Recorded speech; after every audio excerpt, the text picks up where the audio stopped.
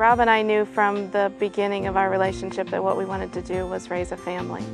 So when Cady came along, it was the fulfillment of that dream. She was followed by 4 more siblings, but Cady by far was an exemplary child. She was the oldest, and she carried that role very, very well.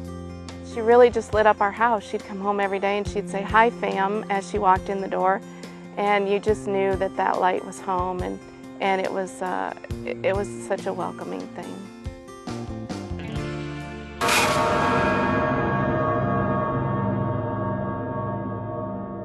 The night of the accident, Cady had wanted to go to a movie with one of her friends. And about midnight, the phone rang, and it was her friend's mother. And she was looking for them and asked me if I had seen them yet. And then I realized how late it was, and we started calling cell phones and not getting any reaction. A police officer had finally answered Cady's cell phone and said that there had been an accident. So the 2 of us went down to the hospital, the emergency room, where they had taken her and her friend Grace. Grace came by in a cart, and she seemed to be lucid and awake, so we were hoping the best for Cady as well. They told us very soon after that the trauma was so severe that she wouldn't be waking up. And it was about 6 hours later that her heart finally stopped beating. And of course, at that point, we weren't sure what to do. Your life stops at that point. Everything implodes.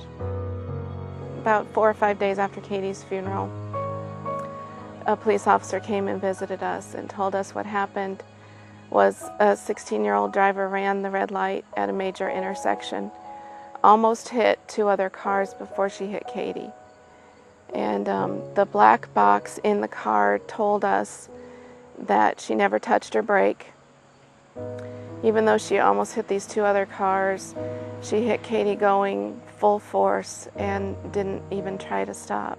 It's taken 2 years of really not knowing why she didn't stop. We found out that she was texting at the time. A lot of parents will say you shouldn't text and drive, you shouldn't use your cell phone at all when you drive, and then as soon as their BlackBerry makes a noise, they pick it up out of their holster and they're looking at it and then calling somebody right away because they have to be in contact all the time. And really the message that they send out is it's not okay now, but at some point you'll feel confident enough where you can do this too. And it's really the wrong message. Even Bluetooth talking is still a distraction.